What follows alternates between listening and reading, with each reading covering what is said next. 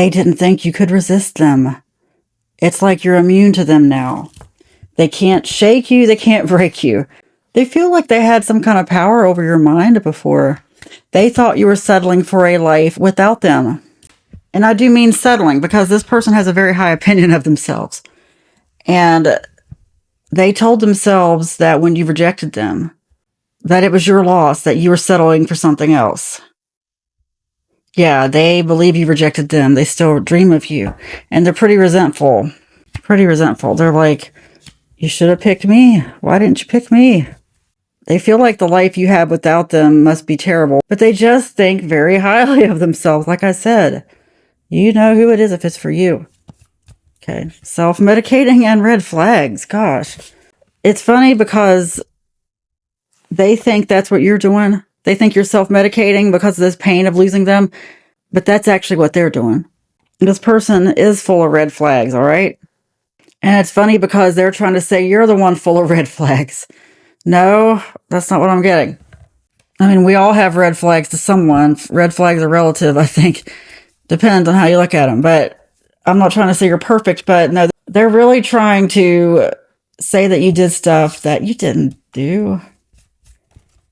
They're trying to make themselves feel better. Secrets? Hiding. They're saying that you're hiding secrets. What secrets?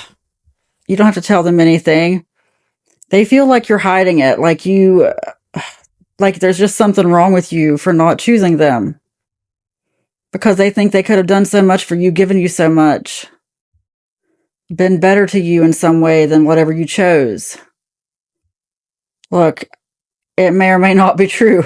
So take that as it resonates. But yeah, they think that you're hiding some pain, that you would actually rather be with them. Have you settled for something else? What else? What secrets are you hiding? And it's funny because, I keep saying it's funny because, but they are the ones who are hiding things. It's one of those things where people accuse you of what they're actually doing because that's how they think. You attract love and they need more time. They feel like you're attracting them. Like, really? This is interesting. They just think you're not living up to your fullest potential because you're not with them. I mean, this is very egotistical, isn't it? Oh, okay. Let me see what else I get. What kind of advice? Not over. This is for your intuition. If you want to talk to this person, it is up to you. I mean, I'm not getting a really bad vibe. I mean, there were red flags, that whole thing. But like I said, it's relative. I'm not trying to say this is the one for you or anything. But I'm just telling you what's going through their head. Really, the main issue here is just how highly they think of themselves. And, okay, let's see. Oh, we got Forcer. Hold on, let me put these away. Copycat. Dirt digging. I feel like we had this really sweet little movie, and then all of a sudden it went dark. But there's a bit of this Forcer energy in this person. At least that's how it would be if they didn't feel like you were choosing them. They're not above dirt digging or copycatting, copying your life, your ideas, pretending to like things that you like as they're snooping around. Oh, okay. You know what? I just got someone who accidentally, quote unquote, runs into you at the grocery store, like a planned meeting. Someone who is really studying your patterns. Really studying your patterns. That's crazy. Yeah. You know, I've had people do that to me before. They knew when I was going to the post office. That's why I don't like things where I got to be out in public at like regular times. None of us should.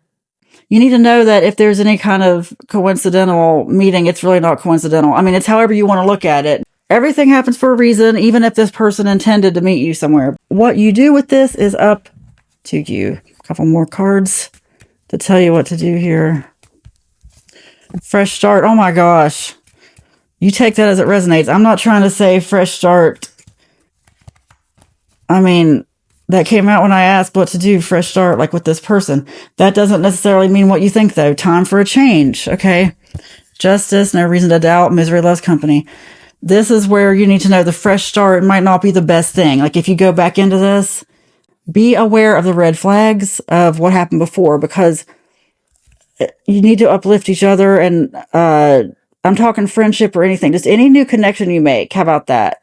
Any new connection, you really need to be cognizant of who you're bringing into your life, what energy you're around. If you feel the energy shift, like just the other day, I tell you what, just yesterday, uh, I'm not going to say where, but it was a place I was thinking about going. Like I walked into an energy of a room. I was just like, no, there's something about this. I just don't belong here. And I left. And I'm not going to say more than that. I'm just going to say it influenced a decision I was about to make. It influenced it, not the way I was intending, but I did say to myself, okay, depending on the energy in this, whatever, when I go to this place, my spirit will tell me what to do. Oh, yes, it did. Okay. But just for convenience, I was hoping it would go in a different direction. But I think spiritually, I knew that was going to happen. Otherwise, why did I ask? I mean, I'm always reading the energy in rooms anyway, but this was a different situation. Anyway, don't be afraid to do stuff like that. Feel for energy shifts. It happened to me like that just to strengthen my intuition. That's where you got to do stuff like that. Don't be afraid to test source, test the universe, God. Really, it's about testing, if you want to call it testing the spirits. It's just about feeling the energy around you. Because yes, everything's energy. And you're here to learn how to navigate that. If it feels miserable, if it just feels off, negative, weird, you feel like somebody's lying to you, that's your answer. And also, let's say you do have some kind of a fresh beginning to this relationship, friendship, job, whatever. Don't make any long-term commitments. Just keep it in check. Keep this checking system going, Don't be afraid to constantly feel with your spirit and just detach from what you got to detach from. Look, you are deceived by no one. You're a trendsetter.